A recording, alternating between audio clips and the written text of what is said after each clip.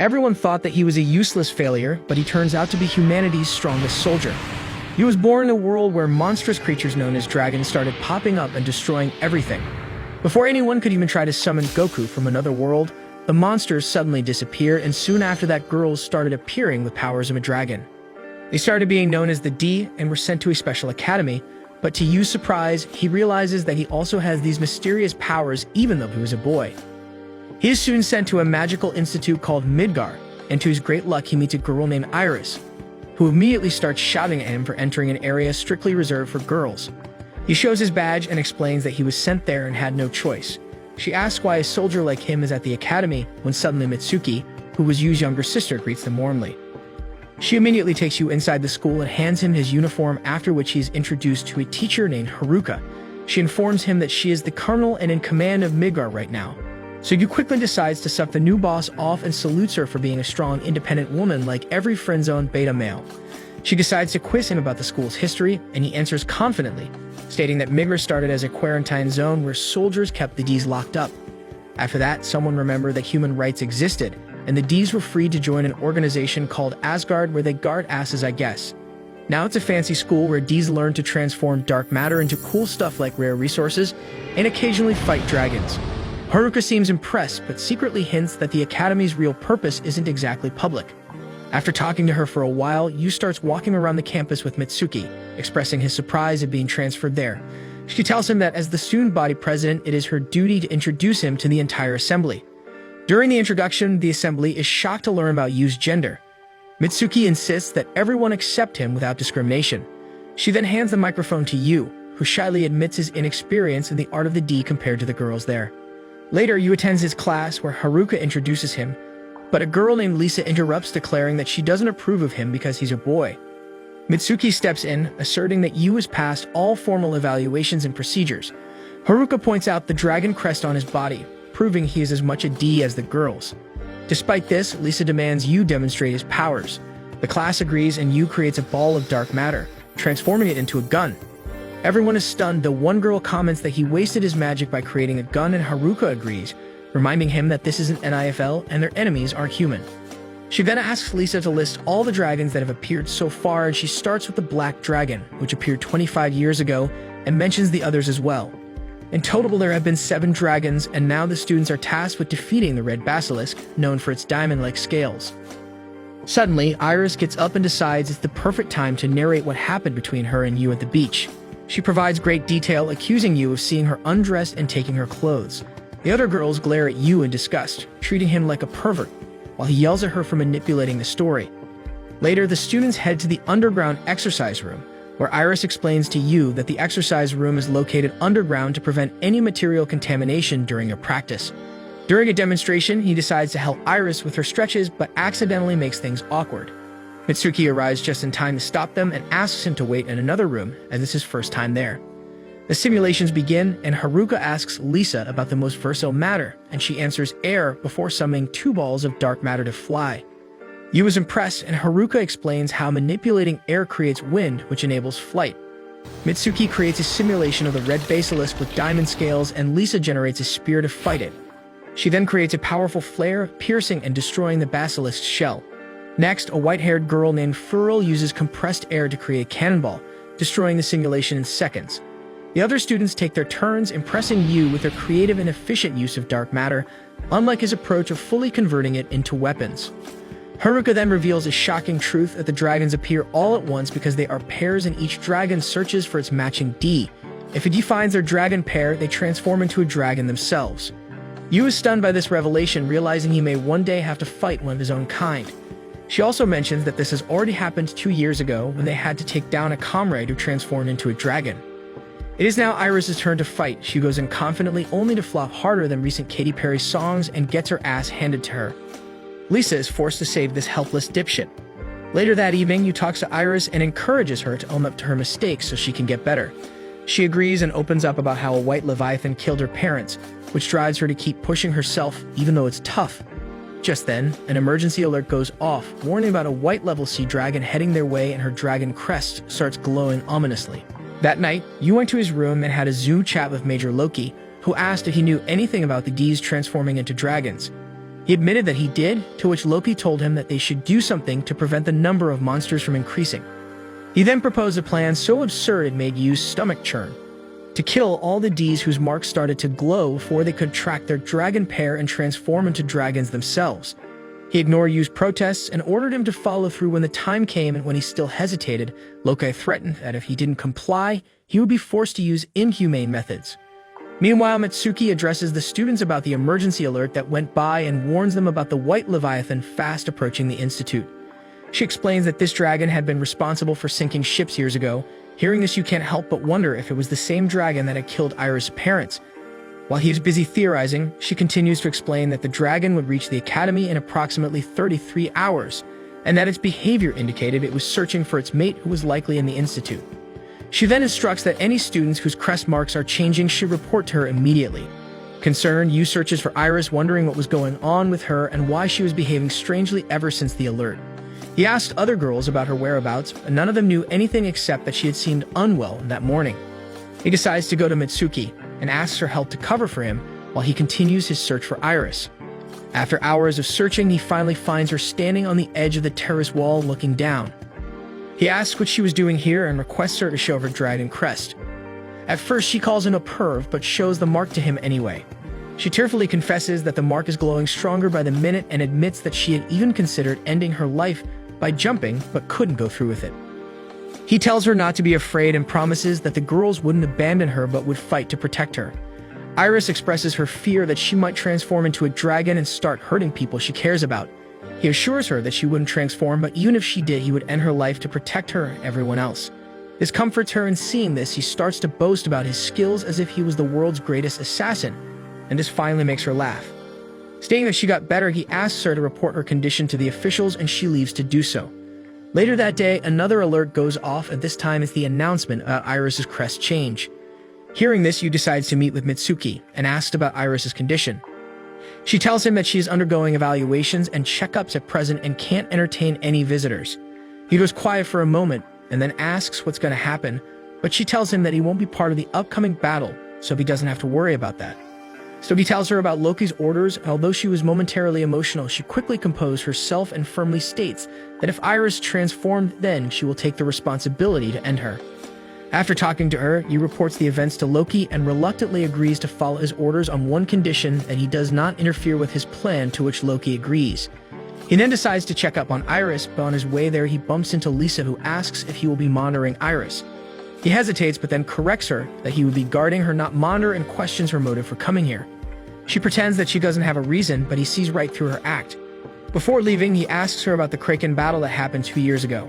She tells him that she had fought on the front lines during that battle, and that the dragon Haruka mentioned was killed by none other than Mitsuki. Yuu was too shocked to respond and finally understood why Mitsuki behaved strangely when he told her about Loki's orders. After talking to Lisa, he goes to Iris' room, where she greets him excitedly and shows him the monitors displaying details of the upcoming battle. However, he wasn't paying attention to any of the things that she said and instead was distracted by her outfit. Finally, he snaps out of it and asks her to change, but she ignores this and asks him to sit next to her. When he does, she clings to him like a leech and expresses her fears about her next evaluation. So he comforts her, and she decides to thank him by lifting her robe. He was clearly not into her and stops her from doing anything inappropriate before she could embarrass herself further. Later that night, she begs him to guard her while she sleeps, claiming that it might be her last night. He was reluctant at first, but eventually falls for her emotional blackmail and sits on the edge of the bed and chats with him. After hours of talking nonsense, she thanks him for his help and eventually falls asleep. As he sits there, he thinks about the time when Mitsuki was young and innocent, just like her. However, his thoughts were suddenly interrupted when Iris woke him, announcing that the dragon had finally arrived. The White Leviathan was massive and ferocious. Haruka and the others waited in anticipation as it broke through the first line of defense and charged toward the Institute. The girls readied their weapons and prepared to face it head-on. She instructs the girls not to start the attacks and wait for the dragon to come even closer. They get in positions, and as soon as Haruka gives the command, they start firing. She warns them that the dragon possesses the power of repulsion and that it can deflect practically anything. Lisa comes up with a strategy and tells the girls to be prepared and to make sure that they don't give it a chance to deflect their attacks. The girls surround the dragon and start attacking at the same time, creating a huge explosion. Meanwhile, inside the academy, Iris senses the dragon's emotions and cries out loud for everyone to get away from the dragon as it's furious. The girls obviously would not be able to hear her and continue their attacks. To their surprise, when the smoke settles down, they see that the dragon remains unharmed. It rises back from the sea and strikes back at them with such a huge force that the girls are thrown away. This impact causes the monitors to break, and Haruka holds an emergency meeting with Yuu and Iris to discuss the situation. He tells Iris to cover her ears while they talk because he didn't want to get hurt, as she might turn into a dragon in the worst-case scenario. Haruka explains that it's only a matter of time before the dragon breaks through their last line of defense and enters the Institute. He asks her if she's going to let Iris die like what happened 2 years ago with her sister Miyako. She replies sadly that it is better than letting the girls shoulder all the burden themselves, and so in the worst case, it is better if she went along with the Enfell's plan. He agrees and asks her where the infiltration road is, assuring he will keep Iris safe like he promised. After they are done talking, he then gently pats Iris on the head, indicating that they can leave. As they are leaving, he suddenly gets flashbacks from 3 years ago, but dismisses them and continues walking. Iris sadly asks him if the NFL is coming to kill her, to which he tells that they are probably on their way, but he won't let them get to her. This comforts her, and she takes his hands, asking if she can stay with him, and he agrees. Once they reach outside the academy, he asks her to stay put and summons his gun using dark matter. She becomes doubtful and asks if it will work, as his opponents will be carrying real guns. Suddenly gunfire starts, and he jumps to hide behind the trees, preparing to counter, while Iris stays hidden as instructed. When he finishes off the men, she runs to him, concerned after hearing all the gunshots, and asks if he is okay. He pets her head like a puppy and assures her that he's fine. She beams with happiness, but suddenly sees a guy getting up and about to attack them. She quickly jumps in between and uses her deep powers to put him down. After that, she quickly apologizes for using her powers, explaining that she couldn't see him hurt and acted on impulse. He tells her not to worry for now and that they should move from there quickly. He then takes her to the edge of the cliff, saying that if the dragon breaks through the final defense line, they will attack it from here. As they strategize, Mitsuki appears before them suddenly and tells them that it's useless, as the enemy is now approaching the third line of defense, and demands that he hand over Iris to her. He refuses, saying that he can't let her kill Iris, and that he understands the pain that she endured 2 years ago when she had to kill a classmate who transformed into a dragon. She tells him that she can't let him do that either, and insists that since her hands are already tainted, so it's better that she takes on this task. The two argue over who will end Iris, while the poor dumb girl is just standing there. When the arguments don't seem to come to an end, they decide to fight it out despite Iris' protests. In the midst of the seriousness, he suddenly points out that Mitsuki's panties are visible, catching her off guard. He then hits her on the head, declaring himself the winner and reminding her of the game they used to play as children. He tells her that arguing is pointless and that they should focus on giving their best until the end. Afterwards, they meet the girls, and Lisa scolds him for bringing Iris there. He tells them that the best way to defeat the dragon is by having her fight it. She doubts how this can be achieved, since no matter what she materializes with her deep powers, it simply explodes. He explains that's exactly what they need, and that she should be able to cause damage by materializing explosive material close to the dragon's body. She confesses she isn't very confident, but he reminds her of the time she saved him and reassures her that she can do it. As they talk, the dragon approaches closer, and Iris's mark starts to glow. She tells everyone that the dragon is crying and wants her. Lisa urges her to go underground, but she refuses and summons her deep power, saying that she is going to do as you said. As she materializes her staff, Yuu asks if she can aim from there, and she tells him that she will give her best and gets into position. As the dragon approaches, she sends out an explosion, and the girls leap into the air to resume their attack, focusing on piercing the dragon's shell, while Iris continues striking it with explosives. However, their efforts are futile, as the dragon breaks through the third line of defense and steps forward. Iris doesn't give up and continues attacking, vowing not to let it take her away like it did her parents. Yuu recalls how similar she is to Mitsuki, who also refused to give up 3 years ago, and at that time he remembered hearing a strange voice that introduced itself as the oldest dragon. It offered him powers in exchange for his memories and total annihilation of the other dragons. In the present, he steps in to protect Iris as Mitsuki prepares to kill her. He asks Iris to lend him her powers, and he calls upon the dragon powers he acquired 3 years ago. The voice reminds him of the cost, his memories, but he accepts the contract and borrows the power. He uses it to materialize a gigantic, monstrous gun and attacks the dragon with it. Seeing this, Mitsuki focuses on attacking the dragon as well, and together, they finally manage to defeat the dragon, and Iris's mark returns to normal. She thanks him for protecting her, who smiles awkwardly before collapsing on the ground. Later in his room, he has a Zoom call with Major Loki, who congratulates him and requests his continued cooperation. After that, he goes to meet Iris alone at the beach to have a chat.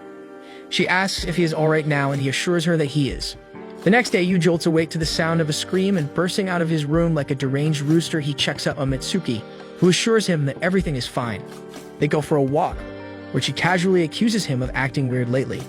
He glances at his dragon crest, wondering if she's onto something or maybe it's just sibling drama. Just when finally goes to chill, Lisa appears out of nowhere and greets him, which is shocking in itself because it's nice, something she is not known for. Naturally, he points this out to her, causing her to blush immediately, and she tries to cover it up by claiming she was just passing by. Her helpful friend, however, happily exposes her by mentioning that Lisa was actively hunting him down. She ignores the comment and tells him that she is ready to acknowledge his existence in this academy as a lowly apprentice and then leaves. He isn't bothered by the bitch leaving and checks the seat next to him, wondering where Iris is. He goes in search of her and finds her in the steps, covering herself awkwardly. He asks her what's the matter, and she shyly replies that she forgot to wear her panties. Who even forgets that? Probably she just wanted all the attention. He asks her to go to her dorm and get appropriate, but the bell rings and Iris begins her walk of shame. In class, Haruka announces a mandatory physical examination for everyone, and Iris, of course, couldn't have been more thrilled with her current no-panty situation. Yuu raises his hand to awkwardly ask what that means for him, the only male in the class. Haruka smugly informs him that he gets the special treatment of being examined by the great headmaster herself, and he wonders what he's done to deserve this dubious honor. When he goes inside to meet the headmaster, he is shocked that she appears to be just a small girl, Charlotte. She introduces herself and her assistant Mika, who seems to be wearing a maid costume for some reason.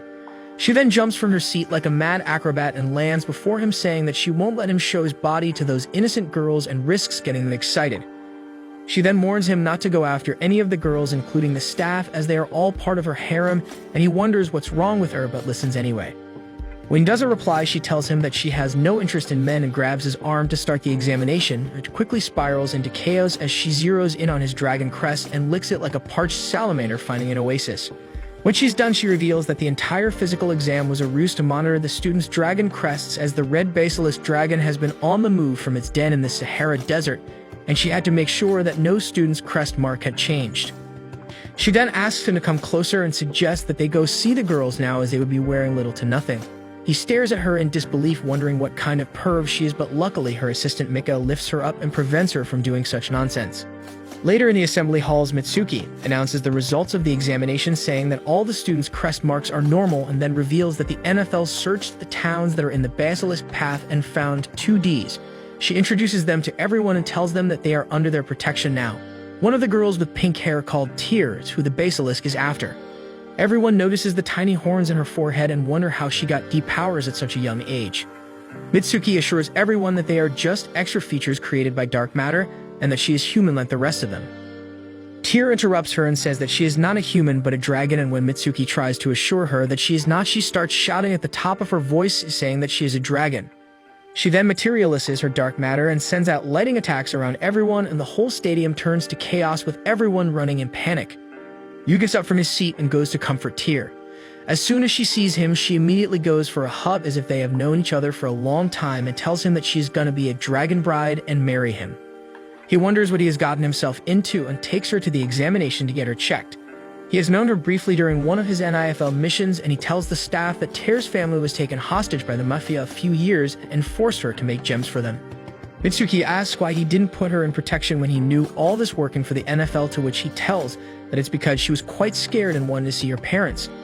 Haruka tells him that it's alright and that Tear would be admitted in the same class as them, and that it's his duty that he teaches her basic lessons and rules of the Institute. She then tells them that it's their duty to keep her from causing any damage, otherwise the NFL won't keep still. Once the meeting is done, Tear gets up and goes to hug him once again. Mitsuki tells her to keep her voice down and not cause any trouble. She agrees, saying that she should get along with her sister-in-law and blah blah.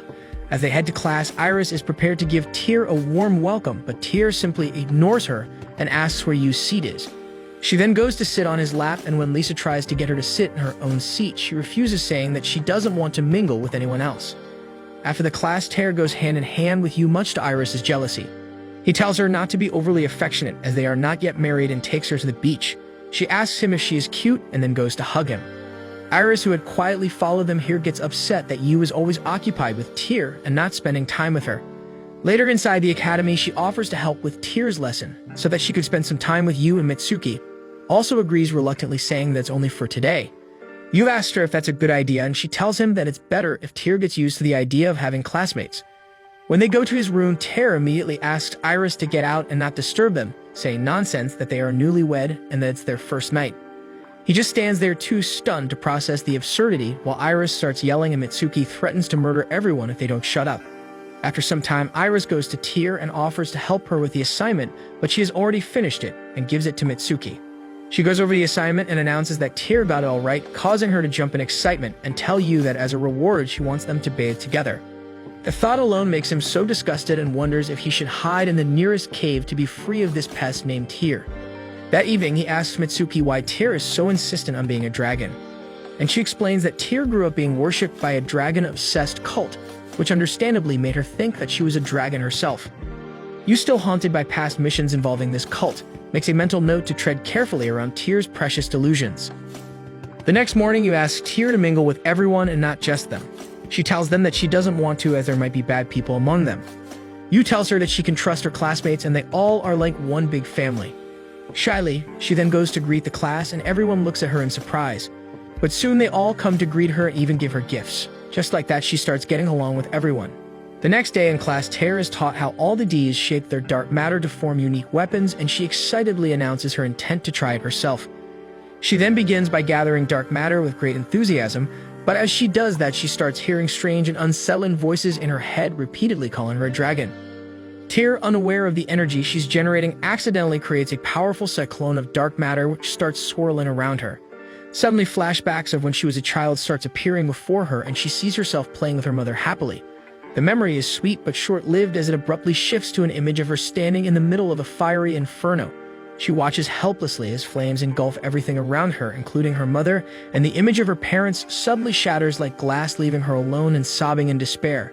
Amid her anguish, a hooded figure appears, speaking to her in a cold tone, and tells her not to grieve, insisting that nothing she remembers is real.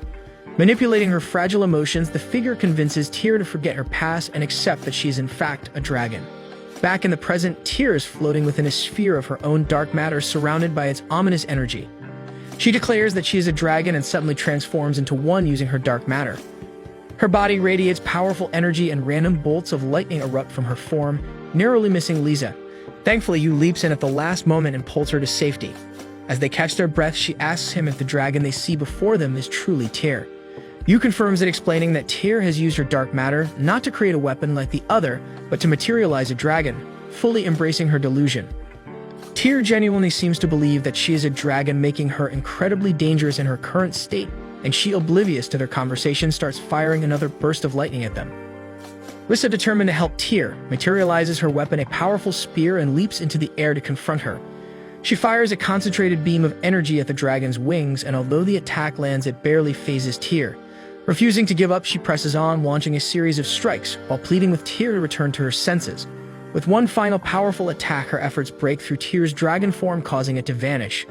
She falls from the sky unconscious, and Yuu catches her just in time to carry her to the infirmary, ensuring that she receives proper care. After ensuring Tear is resting in the infirmary, he prepares to leave but accidentally walks into another room where he meets the other new girl, Tachi. She appears shy and admits that she caused a small explosion earlier, injuring herself slightly in the process.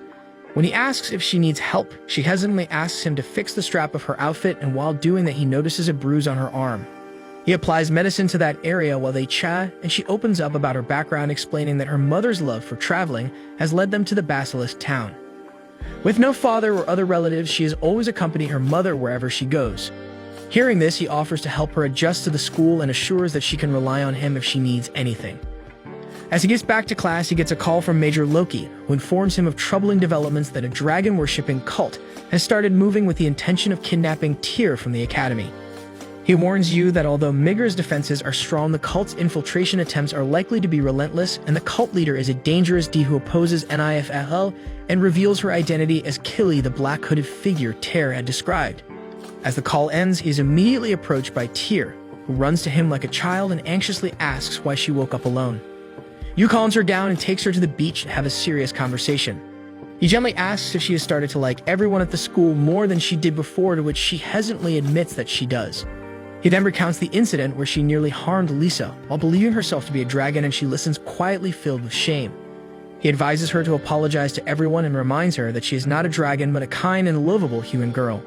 Tyr, however, struggles to believe his words, and the dark matter once again swirl around her, but this time Yuu firmly tells her that if she chooses to live as a dragon, then he cannot remain by her side. His words cause Tyr to pause, and after a moment of hesitation, she nods and lets go of her belief. She then opens up about her tragic past, revealing that her parents were kind people who were tragically burned alive, and that's when met Killy. As she narrates, the painful memories resurface and she breaks down in tears. He thanks her for trusting him with her story and hugs her tightly. Later that evening, Tyr joins the other girls, who warmly welcome her back, and she apologizes to them for the trouble she caused earlier, but the others reassure her that it's all in the past. Lisa hugs her tightly and playfully scolds her, reminding her not to let it happen again. That night, Yuu returns to his room and begins reviewing data on Killy, and learns that 3 years ago she became the leader of the dragon-worshipping cult and has since been involved in over 300 terrorist attacks. Known for her ability to materialize fire, she has chosen to live as a dragon herself. Suddenly, an emergency alert goes across the academy announcing the presence of a type blue dragon that has infiltrated the academy. The announcement spreads fear and confusion, but Yuu wastes no time in joining Mitsuki to assess the situation. Together, they rush to the observation deck, where they are met with the sight of an enormous dragon looming ominously over the academy. Its sheer size and foreboding presence send chills through everyone. Haruka works swiftly, checking the defense systems for any abnormalities, and to her shock, she finds no signs of breach, leaving the group puzzled as to how the dragon could have bypassed Midgar's supposedly impenetrable defenses. They realize that this was no ordinary intrusion, and the dragon must have been summoned or guided by an external force. Charlotte steps forward and immediately begins issuing orders instructing all non-combatants to remain calm and evacuate to the designated safe zones far from the academy. Meanwhile, Haruka speculates that the dragon's sudden appearance might be linked to Tyr, whose crest color had recently changed, and that she might be becoming a target. Lisa joins the group and questions aloud how such a huge creature entered unnoticed. This only causes Tyr to be more scared, and she starts to visibly shake and clinging tightly to Yuu. Lisa kneels beside her, offering words of comfort and reassurance. She gently strokes her hair, promising that everyone is there to protect her no matter the cost. Mitsuki, assessing the situation, assigns Lisa to guard Tyr, but the poor girl clings to Yuu like her life depends on it and refuses to let him go. It takes all of Yuu's resolve to gently remove himself from her and asks her to trust Lisa. With a heavy heart, he promises Tyr that he will return soon and asks her to be strong. As Mitsuki organizes the remaining members of their group, including Iris, she orders them to position themselves strategically on the rooftop to confront the dragon head-on. The group steels themselves for what is certain to be a fierce battle, and as they prepare, they notice something unusual. The dragon is not advancing, but instead remains standing in one place. The group discusses what to do next, and Haruka tells them that they have to be careful, explaining that this particular dragon is unique as it is immortal because of its ability to regenerate from any damage. She recounts the terrifying history of how in the past, even the most powerful weapons, including explosive bombs, failed to permanently destroy it. She advises the group to focus on minimizing casualties and fortifying their defenses instead of attempting to defeat the dragon outright, as that might be not possible. Yuu, standing away from the group, reflects on the power that resides within him and recalls the devastating contract he made years ago, a pact that granted him immense strength, but at a great cost. Turning to Mitsuki, he asks if she brought him here to use that power again like he did 3 years ago. She hesitates but admits it to be true, saying that his power might be her only hope. However, she tells him that it is a last resort, as its uncontrolled use previously caused widespread destruction. Resolving to protect Tyr and the academy at any cost, he tightens his grip on his weapon and steels himself for the battle ahead. Meanwhile, Tyr clings desperately to Lisa, trembling like a small, frightened animal. Lisa remains calm and assures her that Yuu and the others will handle the dragon. Tyr looks up at her with tearful eyes and nervously asks if they will win, and Lisa, smiling gently, places a comforting hand on her shoulder and encourages her to have faith in Yuu's strength. She playfully calls him Tyr's guardian angel, and she smiles sadly. Their fragile calm is shattered as the door to the room bursts into flames and a dark figure steps through the chaos. Killy, the black hooded figure, removes her robe and locks her cold gaze on Tyr. She demands that Lisa hand the girl over immediately, but she refuses, stepping in front of Tyr protectively, with her spear materializing in her hand. Killy's lips curl into a sinister smile as she snaps her fingers, triggering a powerful explosion that scatters the girls across the room. Lisa struggles to her feet, her determination unshaken despite her injuries. Positioning herself between Killy and Tyr once again, she launches a beam of energy from her spear, aiming straight for Killy. To her horror, the attack has no effect, and Killy retaliates, effortlessly blasting her across the room with a wave of fire. As she advances menacingly with a fireball crackling at her fingertips, Lisa struggles to rise once more, and despite her injuries, she grabs Tyr's hand and attempts to lead her to safety. They duck into a nearby room where Tyr frantically tends to Lisa's wounds, her hands trembling as she applies makeshift bandages. Their moment of rest ends soon as Killy's relentless pursuit brings her crashing through the door once again. She commands Tyr once more, her voice a venomous mix of impatience and triumph. Lisa, though barely able to stand, summons the last of her strength to attack again, but Killy easily overpowers her by lifting her by the hair and tossing her aside like a rag doll. Tyr rushes to Lisa's side, tears streaming down her face, but Killy drags her away. Lisa, even with her vision blurring, refuses to give up and positions for another attack, but Killy blasts her with another wave of fiery energy, and this time Lisa doesn't get up at all. Yuu, hearing the commotion, races there and suddenly remembers Major Loki's warning about the dragon cult's plan to retrieve Tyr, and he realizes the full extent of the trap they have walked into. Confronting Kill, he demands she release Tyr, but she mocks him for being the only male. Angered, he fires his gun, but Killy melts it with a single gesture, leaving him momentarily stunned. She then turns to Tyr and threatens him if doesn't comply, and uses her power to engulf Yuu in flames. Tyr watches in horror, and memories of losing her parents in a similar blaze floods back. Overwhelmed, she pleads with Killy to stop and agrees to become a dragon bride to save Yuu. Hai pleads with her not to fall for Killy's lies, reminding her of the love and support she has found with him and the others. Tyr recalls her happiest moments at Midgar, her friend's smiles and Yuu's unwavering support. With renewed strength, she declares that she is human and refuses to go with Killy. Killy, enraged by her defiance, lashes out with a fiery attack, but Yuu, summoning his magic, intercepts the attack and knocks Killy aside. She immediately recognizes his power as similar to that of the White Leviathan and warns that there will be consequences for his defiance. The ground suddenly trembles, signaling the dragon's movement, and Killy reveals that she had been holding the dragon at bay for Tyr's sake, but now she intends to unleash its full fury on the Academy as punishment for their defiance. Yuu shouts at her, demanding to know what kind of creature she is, and with an unsettling calm, she replies that she is a dragon.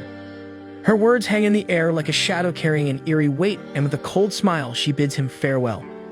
In an instant, she vanishes in a radiant rainbow-like flash, and the dragon remains looming over the Academy.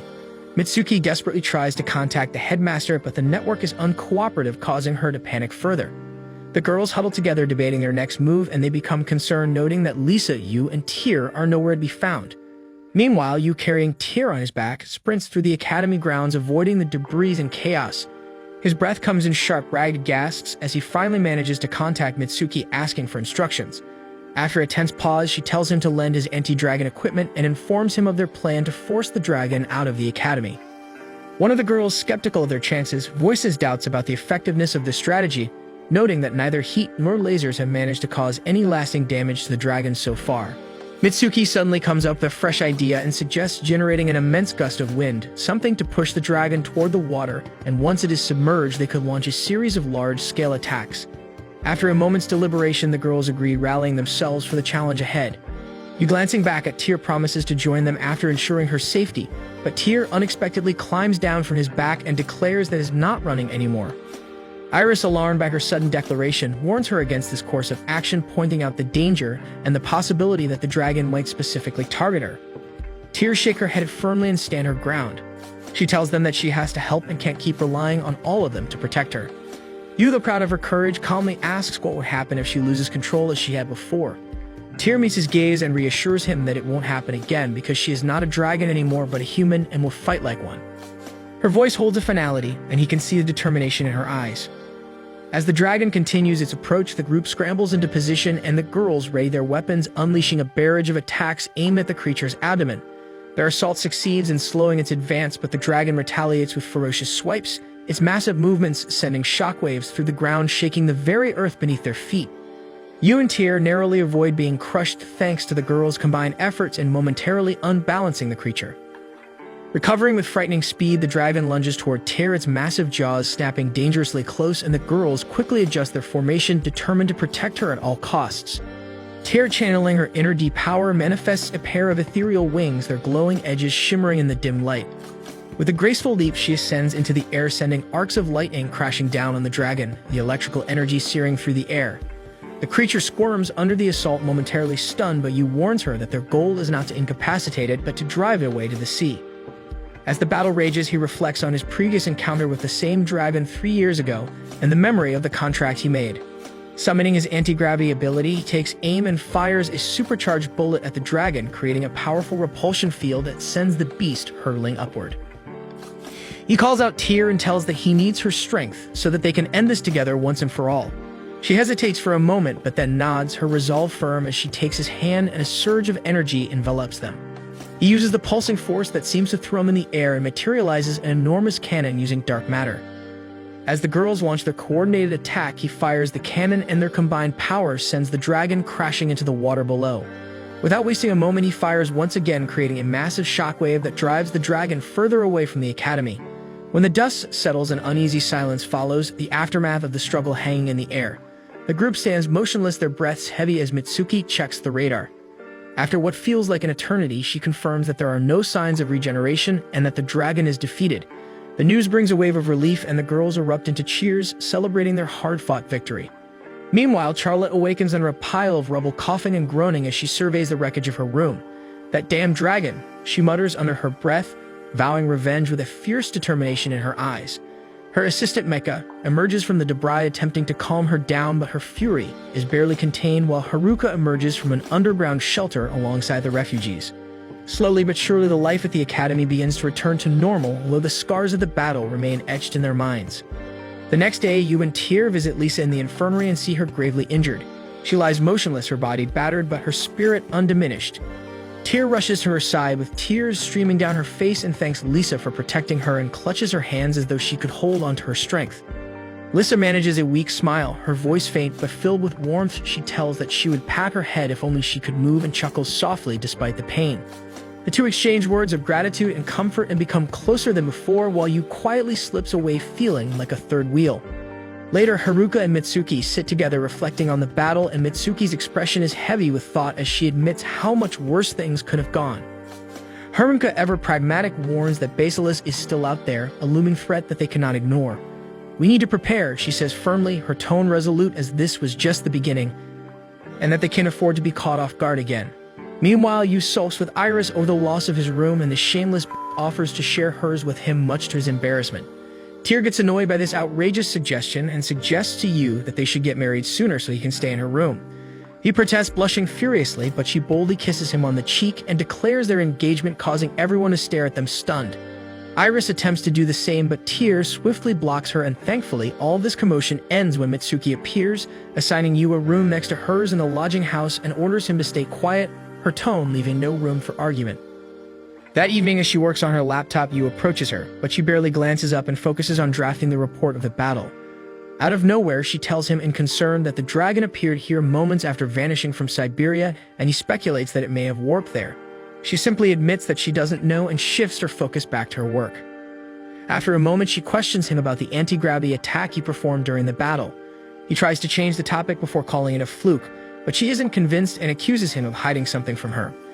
His thoughts turn inward, contemplating the voice within him and its relentless demand for destruction in exchange for power and memories that he has sacrificed to wield it. Deciding to keep his burden to himself, he changes the subject once again. The conversation steers toward trivial topics, and they somehow end up talking nonsense like how he kissed her when she was young. The next day, things slowly begin to return to normal. Lisa, Tyr, and Yuu sit together in the dining hall enjoying a much-needed lunch break. They chat, laughing and teasing each other about who consumes the most sugar, and Lisa, with a playful smirk, points out that Tyr seems to have an insatiable sweet tooth. Tyr, not one to back down from arguments, counters by teasing Yuu for eating desserts far more often than her, and their playful argument keeps up with both girls accusing each other of having the biggest sweet tooth. Just as their banter reaches its peak, Iris walks in grinning as she decides to join the conversation. Without missing a beat, she sits down at their table and casually places a sugar cube in Yuu's coffee, remarking that he should have something sweet to keep his energy up for late-night activities. He is already a bit overwhelmed by the attention and now looks at her, wondering aloud if all this pampering will eventually result in him getting diabetes. As if on cue, Tyr immediately mimics her and adds another sugar cube to his coffee, causing him to sigh dramatically and slump his shoulders in mock defeat. Lisa, ever the voice of reason, laughs softly and tells the two of them to stop fussing over him and let him enjoy his coffee in peace for once. Yuu, in a rare moment of sincerity, thanks her for defending him and unexpectedly tells her that she's truly an amazing woman in all aspects. Lisa's cheeks flush slightly and she nearly spits out her coffee in surprise at his compliment, but she quickly composes herself, muttering that he shouldn't throw out such remarks so casually, and the others burst into laughter. Later in the day during class, Haruka stands before the group with a serious expression and makes an important announcement to everyone that they've received unsettling reports from NIFL stating that the basilisk, a highly dangerous dragon, has left its den in the Sahara Desert and is now making its way across the ocean. The news causes panic among the students and the room fills with concerned murmurs, but Haruka, undisturbed, shows them satellite images of the ocean which appear to be covered in an eerie white crust. She explains to them that the basilisk emits powerful red rays from its eyes and anything it targets is instantly turned into either rock, ash, or salt. The students fall silent, the gravity of the situation sinking in as she reveals that the basilisk is headed straight for the academy, most likely drawn to Tyr. She warns them that just one glance from the dragon could result in their end.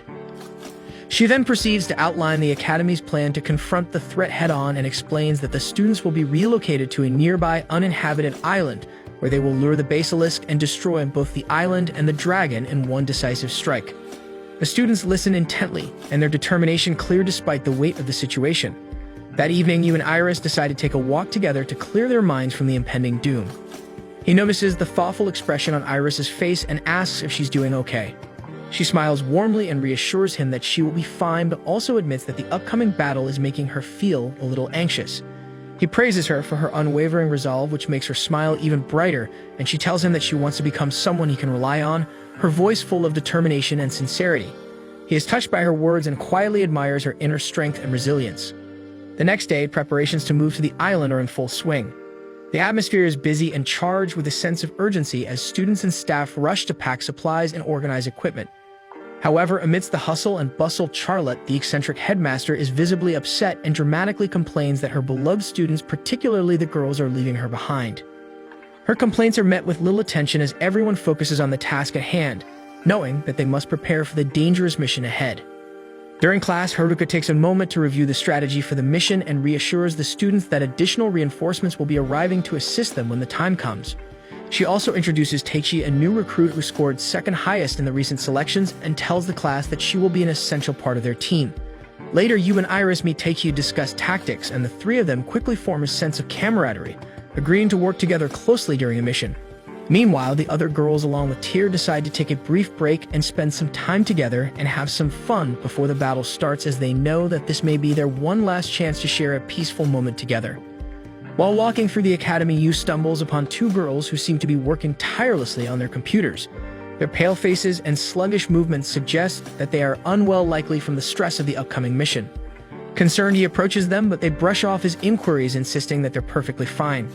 He notices one of their books lying nearby and cheekily picks it up, teasing them about how working on a boat might make their seasickness worse. The girls groan in unison, but his lighthearted teasing seems to lift their spirits just a little. As Yuu continues on his way, he overhears an argument between Lisa and Mitsuki and stops in his tracks, contemplating whether he should intervene or not, but before he can make a decision, a nearby girl pulls him aside and urges him to stay hidden and listen. Lisa appears furious, accusing Mitsuki of being responsible for the death of a girl named Miyako who had turned into a dragon years ago. She doesn't seem to deny the accusation, but remains composed despite being filled with guilt and sorrow. Lisa, unable to forgive her, storms off in anger, leaving her standing alone in the hallway. Later that night, Yuu can't shake the memory of the argument he overheard and sits in his room, piecing together the fragments of what he heard.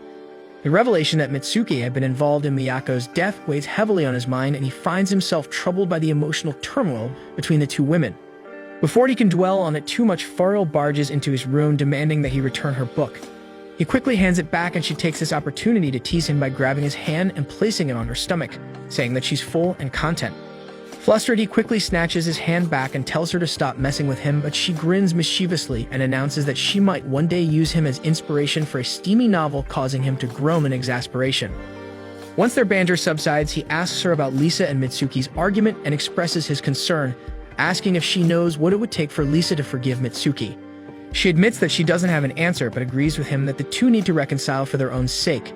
Inspired by their conversation, he decides to take matters into his own hands and decides to talk to Mitsuki.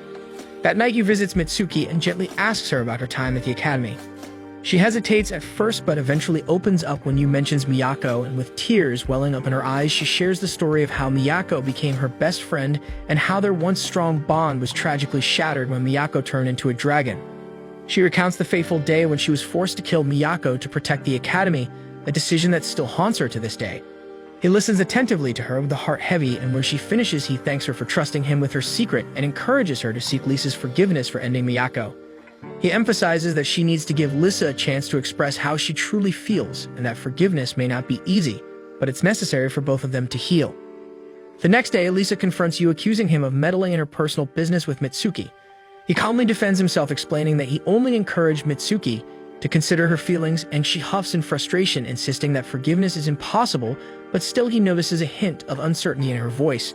As she walks away, she mutters that she'll ask Mitsuki to do the impossible to earn her forgiveness, leaving him hopeful. The next day, as they approach closer to the island, the students remark on the smoke rising ominously from it. It is a volcanic island, and the smoke coming from it seems to be much higher and denser than normal. Tear nervously holds Yuu's hand, unable to hide her fear, and the girls finally begin to realize the gravity of the situation. They are not just on a simple mission anymore, they are about to face off against the deadliest red basilisk, a creature unlike anything they have encountered before. When they finally arrive at the island, Haruka immediately holds a group meeting to address the situation. She stands before the team and tells them not to be scared, reassuring them that they are still quite far from the basilisk's current location. She estimates that the battle might start in about 3 days, giving them a little time to prepare mentally and physically. She then calls Teichi forward and instructs her to distribute booklets containing data about the volcanic island and Iris. Not realizing the seriousness of the situation, remarks that the booklet is cute, while the rest of the team look at her like she just grew a pair of horns. As the group flips through the pages, they notice that the island has hot springs. This discovery causes a wave of excitement among the girls, who then begin to demand a visit to the hot springs to relax before the battle. Lisa, always the one to encourage a little fun amidst the tension, tempts everyone further by mentioning how delicious the hot spring eggs are, making their mouths water. Haruka, observing the group with a small smile, feels a bit relieved that they are starting to return to their usual selves and encourages them to take plenty of rest before the battle. As the meeting ends, Yuu takes a moment to approach Teichi and thanks her for the effort she put into preparing the booklets. Their conversation soon shifts, and Yuu begins to talk about Tear and how she manages to remain cheerful and positive despite the tragic memories she carries with her. After everyone leaves the meeting area, Furrow pulls Yuu aside and asks him to follow her to the ship's terrace. There, she surprises him by thanking him sincerely. She expresses her relief and gratitude that things between Mitsuki and Lisa have improved, thanks to his efforts, and as a token of appreciation, she hands him a one-day ticket to the hot springs, assuring him that the spring will be reserved only for him during that time. This, she says, is so he can relax without worrying about running into anyone else. He accepts the ticket gratefully and decides to use it that very night, but to his utter horror, when he arrives at the hot spring, he finds that the girls have also decided to visit at the same time. The situation quickly turned into an embarrassing disaster for him, and he had to hide the whole time. Later that evening, Mitsuki receives an urgent call regarding a secret operation that NIFL has planned, and the next day they receive the news that the basilisk continues its advance, growing ever closer. Everything in its path is turned to salt by its devastating red beams, and the sea, once glimmering and alive with waves, is now transformed into a desolate, salty wasteland. Meanwhile, Haruka and the team hold a video conference with Major Dylan, and he commends them for their past victories against other dragons, but warns that this particular battle will be far more challenging. He explains in detail how the basilisk emits deadly red beams from its eyes, capable of turning anything it targets into rock, ash, or salt, and then elaborates on the weapon that NIFL have developed to combat the basilisk. He explains that the creature's beams cause an accelerated weathering phenomenon, likening it to how natural forces such as rain, sunlight, and wind erode materials over time, and emphasizes that even a single second of exposure to the basilisk beam is equivalent to approximately 2,000 years of natural decay. The team begins to panic at the implications of this revelation, wondering what would happen if any of them were hit by the beam. Haruka, staying composed, asks Major Dylan about the weapon they plan to use. He reveals that only a few materials on Earth can resist the effects of time, with mithril being the strongest alloy. NIFL has encased their weapon, named Misteltein, in a mithril shell to ensure that it resists the basilisk's red beams during the attack, and informs them that the weapon is set to be deployed within the next 12 hours. Later, Yuu and Tear go to discuss in private, where Tear admits that she is feeling incredibly nervous and confesses that she started trembling after learning about the destructive power of the red beam. She expresses her fear of witnessing Yuu or any of her friends turn to salt. He gently comforts her and assures that everyone is doing their best to prepare for the battle, and that they are determined to protect her at all cost. Tear, still feeling a bit helpless, complains that she cannot contribute to the fight, but he tells that her presence is more valuable than she realizes, and her cheerful nature has the power to inspire and uplift everyone around her. Encouraged by his words, Tear resolves to do her best to lift everyone's spirits in the coming days. That night, as the basilisk draws even closer, the NIFL begins final preparations for deploying their weapon. Haruka briefs the team again and explains that the basilisk's attack range extends up to 5,000 meters and that the NIFL plans to drop Mistiltine from an altitude of 8,000 meters, ensuring it remains out of range during its descent. She then voices her concern about the possibility of the basilisk evading the attack, but Major Dillon reassures her that their research indicates the creature always stops to retaliate against perceived threats, leaving it little time to escape. Tyr, moved by Major Dillon's dedication, thanks him sincerely for doing so much to protect her and promises to cheer for everyone even as anxiety gnaws at her. As the basilisk approaches the drop zone, NIFL positions the weapon above it and releases it. The weapon cuts through the clouds, falling rapidly toward its target, and the team's hope rises. The basilisk takes notice of the weapon and fires its red beam at it, but it remains unaffected and continues its descent. Just as they begin to feel a surge of confidence, the basilisk opens what appears to be a secret third eye and unleashes an even larger beam, and the weapon's signal is abruptly lost, leaving the team in stunned silence. Haruka quickly reconnects with Major Dillon, who has received reports from his officers confirming that the weapon was completely destroyed by the basilisk's third eye, and this unexpected development, not accounted in any of their previous research data, leaves the team terrified. As they process this devastating turn of events, Tyr collapses on the ground and her dragon crest begins to glow ominously as she looks up with fear in her eyes. She weakly informs the team that the red basilisk is calling her and that she is feeling extremely hot. Yuu holds Tyr tightly in his arms as she cries out in pain, her trembling body overwhelmed by the strain before she loses consciousness entirely. He is extremely worried, seeing her shallow breathing and pale face, which makes it painfully evident how critical her condition has become. Haruka quickly takes charge of the situation and firmly orders him to take her to the magical office immediately for urgent medical attention, and without any hesitation he rushes off, his heart pounding with concern for Tyr's well-being. Later, Haruka, Mitsuki, and Yuu gather in a tense meeting with Major Dillon to discuss their findings regarding the newfound threat, the ominous and devastating third eye of the basilisk. The atmosphere in the room is heavy, the weight of their previous failure looming large over them, and Major Dillon begins the meeting by presenting the pictures and data his team managed to retrieve from the previous encounter. His expression is grim as he comments on their earlier failed effort, highlighting how unprepared they had been for the basilisk's overwhelming capabilities. Haruka, however, counters his pessimism with a tone of quiet determination and points out that the basilisk must have opened its third eye out of desperation during their previous battle, suggesting it might not use it as frequently as they fear. Dillon remains quiet for a moment and then inquires about Tyr's current condition. Yuu, still visibly upset, informs him that she is resting in the hospital but has yet to regain her usual strength. Later, Major Loki coldly suggests to Major Dillon that Tyr might need to be disposed of to eliminate the risk she poses as a dragon's target, but Dillon hesitates to respond, clearly torn between duty and morality.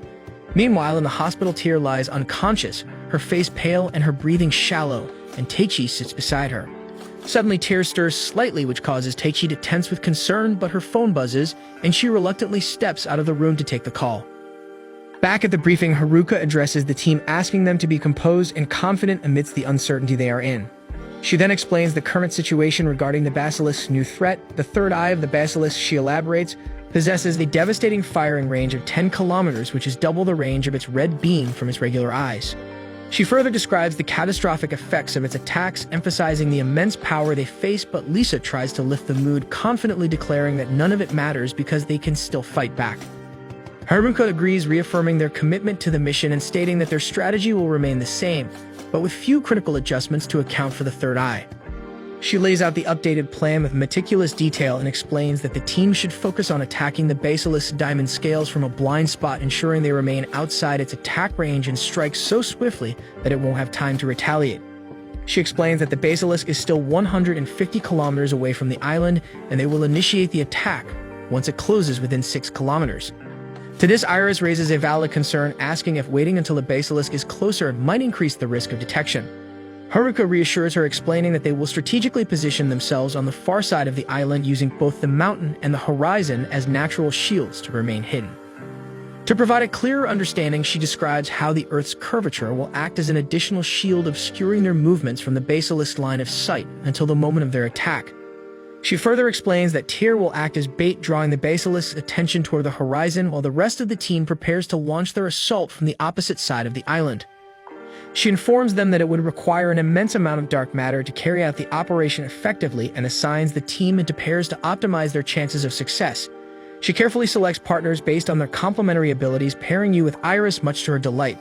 Her smile is bright and tells him how eager she is to work alongside him again. Haruka concludes the meeting with a final reminder for everyone to stay vigilant, emphasizing that the full extent of the basilisk's capabilities still remains unknown and could pose unforeseen challenges. Later, Yuu steps outside to practice his anti-gravity skills using rocks as improvised targets to sharpen his focus, as he trains memories of a past conversation with Charlotte resurface in his mind. She had revealed to him that he wasn't the only one capable of replicating a dragon's abilities and that his sister too had acquired the powers of the purple dragon after defeating it. She had also mentioned that from the dragon's perspective, the D's might be seen as thieves stealing their powers for themselves, adding another layer of complexity to his thoughts. A loud noise interrupts his training and he turns to see Iris practicing her own skills nearby. Her movements are precise and fluid, a testament to her dedication, and he can't help but be impressed by her progress.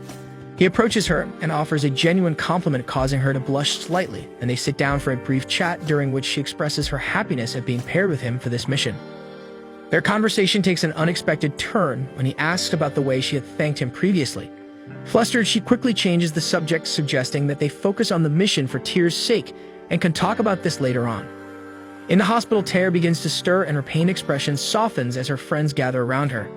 Lissa gently reassures her, promising that they won't allow the dragon to take her away, and Yuu kneels beside, softly patting her head as he vows to defeat the basilisk and bring her back safely. Tyr's eyes glisten with gratitude as she finds comfort in their presence and goes back to rest. Haruka enters the room, her expression serious as she announces that it's time for everyone to take their positions. The team nods in unison, their resolve unwavering as they prepare for the upcoming battle. As the basilisk draws closer, now only 16 kilometers from the island, everyone takes their designated positions, their weapons materialized and ready. Ulysses' massive antimatter cannon, its weight a stark reminder of the immense responsibility he bears. The tension in the air grows as the basilisk finally reaches the 6-kilometer mark. Haruka's voice rings out, issuing the long-awaited command to attack. Mitsuki and her partner draw their bow, channeling an immense amount of dark matter as they raid their attack. The others follow suit, their combined powers converging into a massive beam of energy as the countdown begins, and the energy beam surges forward, slicing through the island and hurtling directly toward the basilisk. Meanwhile, as planned, Tyr departs on the command vessel, serving as the distraction to draw the basilisk's attention toward the horizon. The energy beam closes in on the basilisk, but at the last possible moment its third eye opens once more and a blinding red beam erupts, colliding with their attack and shattering it into oblivion. The devastating impact cuts off communication, leaving Haruka and her team in stunned silence as they grapple with the unexpected and catastrophic turn of events. Her heart sinks as she contemplates the uncertain future that lies ahead, the weight of their failure pressing heavily on her shoulders. The red beam counters their attack, striking back at the island with overwhelming force, piercing through it effortlessly. Yuu and the girls scramble to avoid its devastating path, narrowly dodging the destruction caused by the third eye. In a desperate move, Yuu aims his anti-gravity gun at the beam, managing to deflect its angle and prevent further catastrophe. Everyone looks on in shock and horror at the havoc wreaked by the red beam, and Haruka quickly takes command, ordering all units to retreat immediately and to maintain a low altitude to avoid further detection. Yuu and the girls stay close to the surface of the sea as the basilisk unleashes another devastating strike on the island. The sheer impact reduces the entire island along with the surrounding smoke and sea to nothing but salt. As the operation team regroups and reports back to Haruka, she instructs them to increase the ship's speed and retreat from the combat zone without delay. The tension is palpable as everyone gathers around Tyr, their faces marked with deep concern, and Lisa apologizes, complaining about her inability to provide any meaningful assistance. Despite their best efforts, they had no choice but to flee, and Mitsuki, overwhelmed by the situation, leaves the room silently. Yuu proceeds to follow after her, but Haruka intervenes, stopping him to express her gratitude for his efforts in ensuring everyone's safe return. She warns him that with their operation ending in failure, the NIFL will not remain silent and will try to eliminate Tyr. After talking with her, Yuu eventually finds Mitsuki gazing out over the sea, her expression weighed down with sorrow. He approaches her and tells her not to blame herself for what had happened, explaining that the basilisk's unexpected behavior was beyond anyone's anticipation. She hesitates for a moment, but admits that without him and Teichi, they would all have been doomed. He tells her not to worry and reminds her of the promise she made to Lisa, urging her to let go of the guilt she constantly carries. He encourages her not to give up, gently patting her head and reminding her that they must do the best they can with the abilities they have. Later, they review the footage of the NIFL's attack on the basilisk, searching for clues to their failure. Mitsuki, her frustration evident, questions how their meticulously planned operation could have failed despite accounting for every known variable, including the basilisk line of sight. He studies the footage closely and points out a critical detail, noting that the basilisk didn't use its third eye while pursuing them. If it had, it could have reached them and they would not have survived. Determined to find a solution, he seeks out Haruka and requests to speak with Major Loki of the NIFL via video chat. Loki wastes no time bringing up the topic of Tyr, but he cuts him off, firmly stating that he has no intention of harming her. Instead, he inquires whether the NIFL can provide them with another Misteltein, even if it's only a prototype. Loki, skeptical, questions why he would request a weapon that had already proven ineffective against the basilisk. He counters that the weapon's design was not fundamentally flawed and insists that with modifications, there is a chance it could succeed. Loki reluctantly agrees to try but warns him that there will be no further chances if they fail again. Yuu arranges a meeting with Haruka and the girls to share his observations and the new strategy. He explains that the weapon lacked sufficient mythical armor, suggesting that their deep powers could compensate for the deficiency and enhance its effectiveness. Lisa, however, raises a critical concern, reminding the group that the basilisk's third eye disintegrates even mithril in seconds. He acknowledges this but points out that the third eye only fired twice during a previous encounter. He hypothesizes a 5-second discharge time between the third eye attacks, during which the basilisk is defenseless, and striking during this vulnerable window could be their opportunity to defeat it. The group discusses potential countermeasures, agreeing that they must also anticipate attacks from the basilisk's normal eyes during the window of vulnerability. He outlines a plan to use the weapon reinforced to withstand the normal red beams and to deliver a decisive blow during this critical moment. The team's spirits lift as they rally around the new strategy, ready to refine it further under Haruka's guidance. As he leaves the meeting, Teichi stops him, her expression serious.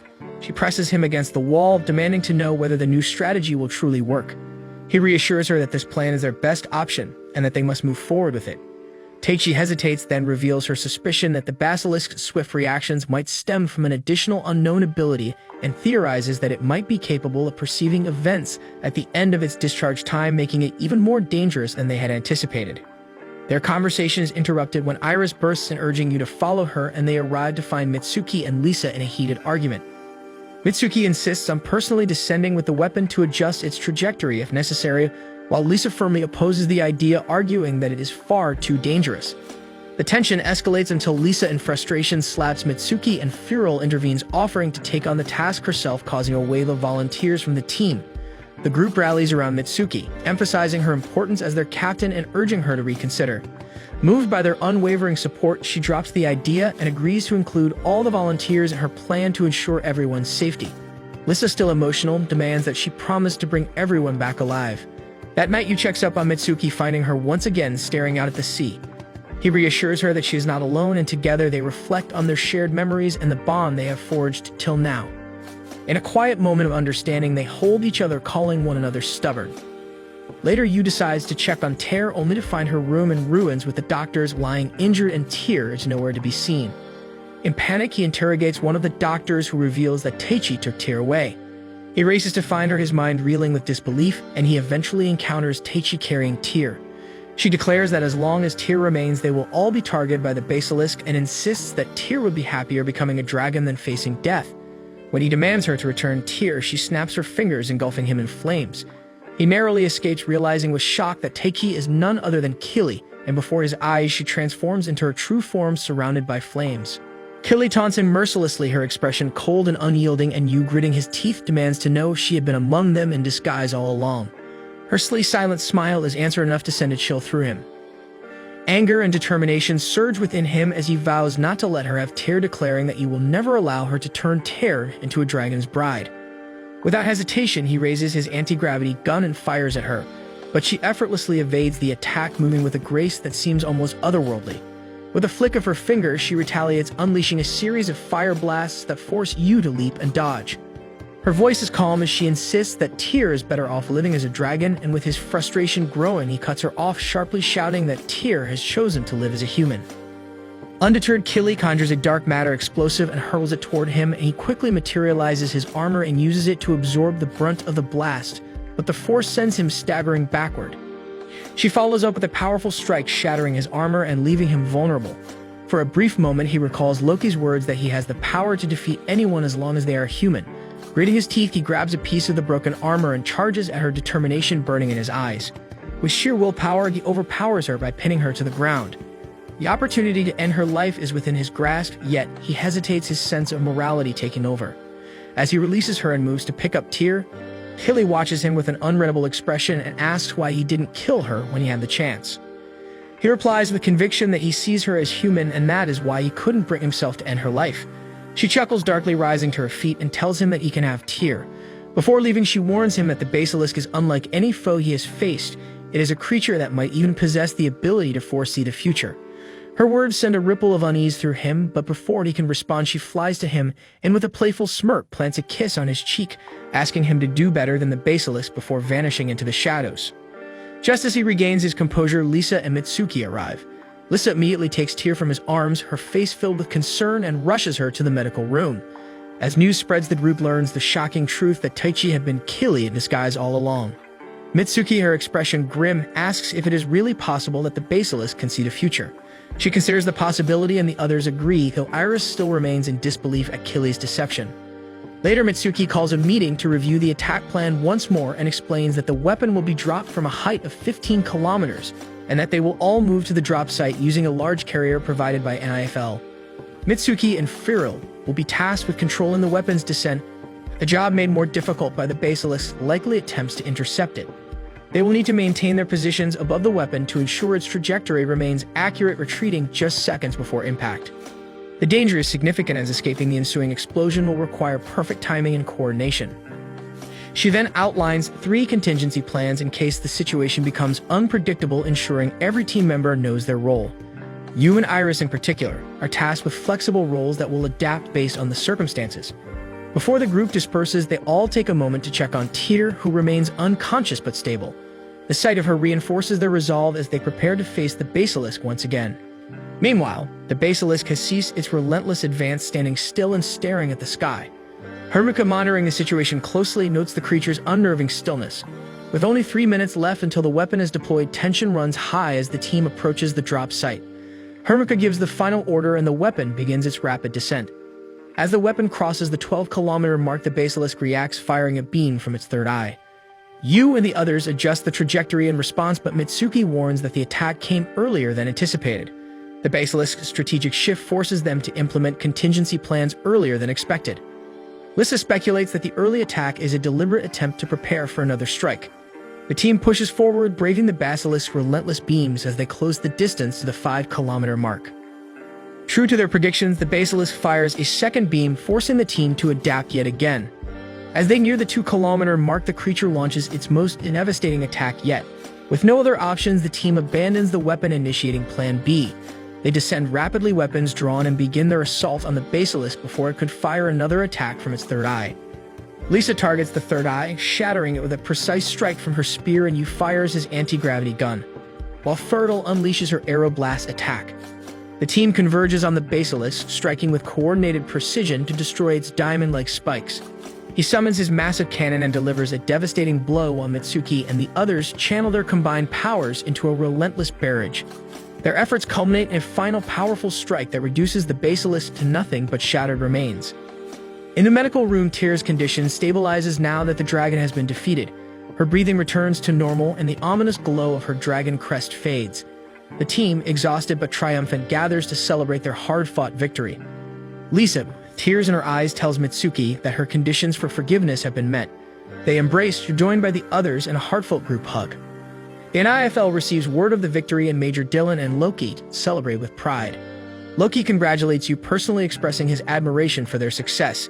When the group returns to the academy, they are greeted by Charlotte, who is thrilled to see them, though her focus as always is primarily on Oblin the girls. As they settle back into their routines, Yuu shares a private moment with Mitsuki. She reaffirms her feelings for him, reminding him that they are not blood-related siblings and that she will not give up on him. Later, he confides in Iris, revealing the heartbreaking truth about the deal he made 3 years ago. He explains that each use of his powers causes him to lose memories, and he fears that if he continues, he may forget even her. She reassures him with a warm smile, promising to hold onto their memories for the both of them. Her unwavering support gives him a sense of solace as they prepare to face whatever challenges may lie ahead.